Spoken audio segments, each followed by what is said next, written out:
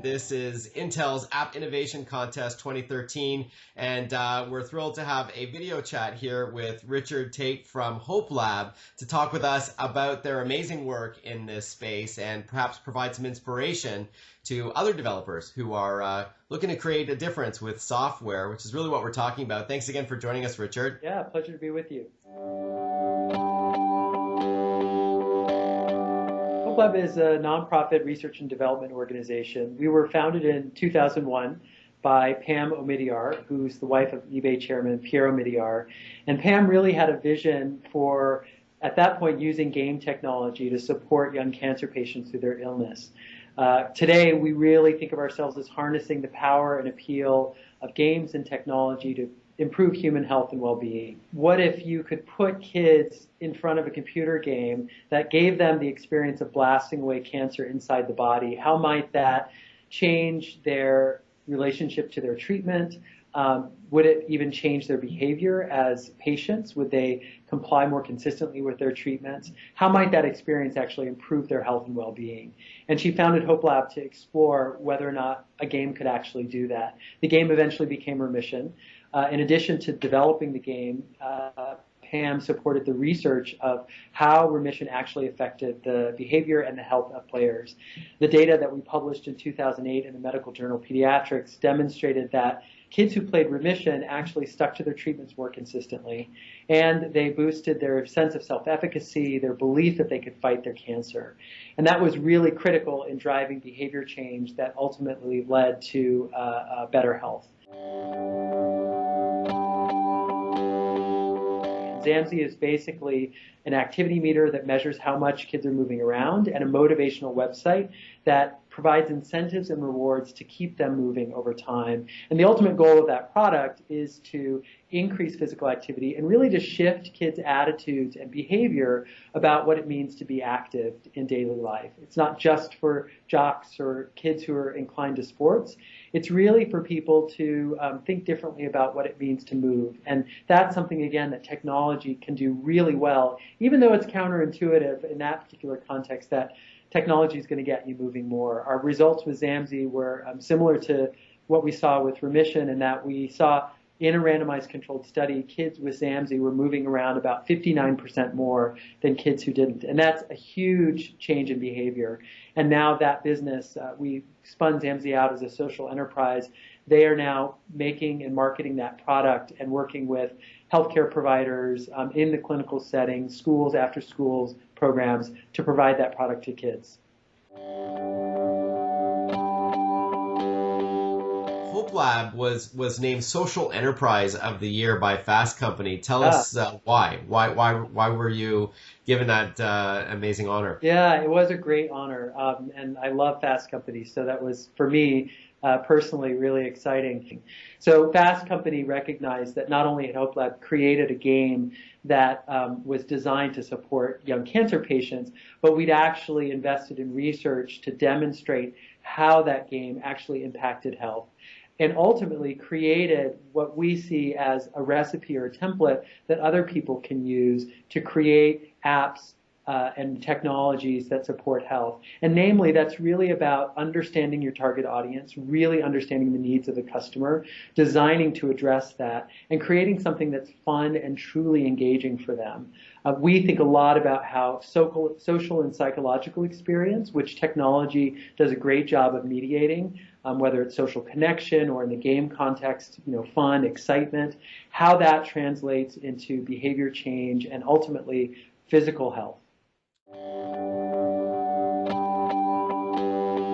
An important theme for this year's Intel App Innovation Contest is applied innovation. Applied innovation is basically mapping innovation to real-world needs to increase the potential success for the developer. Now, I guess you sort of just answered this with your example, with what Fast Company recognized you for. But can you tell us how HopeLab continuously fosters innovation and successfully brings these products to market? Yeah, well, a couple of things. I mentioned that we work directly with the consumers themselves. So in the case of Remission, We did not simply sit in a room and come up with an idea for a game, build that, and then put it out in the world and expect that it would succeed, either with our target audience or, as you described, in capturing the sort of attention that we saw from the general public and the media. One of the things that we did to ensure or to support the potential for us to be successful is we sat down with young cancer patients themselves. And we asked them to describe for us what their experience was. And if they were to imagine fighting cancer inside the body, what would that look like?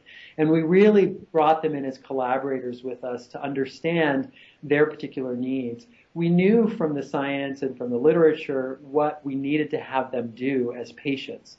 We needed to have them stick to their treatments more consistently. We needed to have them communicate when they were experiencing symptoms, but that wasn't happening. And so us getting really clear about what was causing that disconnect between the desired behavior and the outcomes in terms of health and what kids were actually doing was really critical. So we did that by sitting down with them. And what we learned, again, to stick with this example, is that for a young cancer patient, if you're 13 and you're diagnosed with leukemia, you may go through intensive treatment. And suddenly you're released from the hospital and told that you're in remission. You're basically cancer-free. But then you're asked to take thousands of pills over the next couple of years to make sure that you remain cancer-free. Well, I'm 13. I just want to get back to being a kid. I don't want to be a cancer patient anymore. So understanding that psychological disconnect that was happening for players or for young patients that's what led us to design a game that addressed this issue. So suddenly we got focused on how do we make taking those pills seem like an act of a victory, of power and control over this disease, as opposed to a reminder that they're a cancer patient. And then creating a game that empowered the player, that made them feel like they could do what it took to fight their disease, is ultimately how we created a consumer-facing app or technology that baked in both the insights from our user population, but also created something that was fun and engaging for them. How has the healthcare environment changed over the past 5 years? Yeah, it's a great question and something that we thought a lot about before releasing Remission 2. So we released the sequel to that original game in April of 2013 this year. And we specifically were interested in creating a collection of smaller games that people could play in a variety of different contexts, including on mobile devices, tablets and phones. And the reason for that is that the landscape for technology has changed dramatically in the last 6 years since we developed the first game. But also in the healthcare context, we're seeing the use of technology evolve quite rapidly. So 6 years ago, the technology in healthcare environments, in clinics and hospitals, was fairly limited. And it was really difficult to get patients, in particular, access to a machine that they could use in a clinical setting. So you might see in a waiting room one, desktop sitting in a corner, and maybe there would be people waiting in line to use it, or maybe it was just sort of sitting derelict because it was out of date. Well, the reality is that today patients show up in those settings with their own technology, and that's a huge opportunity. So if there's something that they can download, or they can experience on their tablet or their phone, that their mom, in the case of kids, may have bought, the mom buys a tablet because, a kid with leukemia is going to be sitting in a hospital room for hours on end. Using that technology that they show up with is a huge area of opportunity. We also see for clinicians the opportunity to use mobile and tablets as a tool, particularly in terms of educating and supporting patients, tracking their progress. We increasingly see clinicians walking around with tablets and phones as part of their tool set in that environment. So we've seen the landscape shift quite a bit. So the opportunity for mobile is a big one. There are tens of thousands of healthcare apps and hundreds of thousands of games. You've successfully fused the two. Is there a secret sauce? Is there anything that you can impart on developers watching this or reading this interview where they can try to fuse two seemingly disconnected genres into making something meaningful? Yeah. That's true.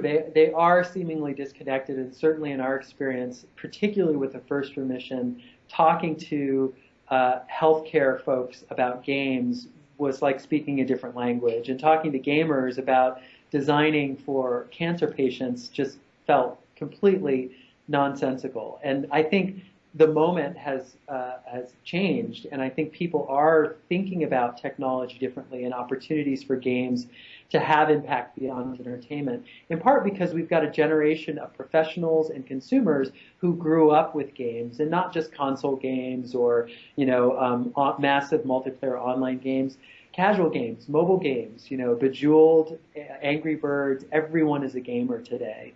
In terms of how to sort of mash up these two industries or those domains of interest, I really think it's important to think specifically about what you're designing for. So who is that person that you're designing for, and actually engaging them in your process. And that means talking to the nurse that you want to create an app for to improve her efficiency in charting her patients, or talking to the young kid with cystic fibrosis to understand what it's like to be 14 and being asked to sort of, take all of these medications day in and day out. You, as a developer, have the expertise around how to design something cool and interesting, but paying attention to your end user as you're ideating and developing is really, I think, what's going to make the difference in terms of having something that's meaningful and impactful. And the last thing that I would say, Mark, is that I think we have done put a lot of effort into making our own thinking visible about what makes an effective health game. And some of these things like positive emotions, boosting self-efficacy, and shifting patients' attitudes about their disease or the condition that they're facing really can be powerful psychological recipes for ultimately changing behavior.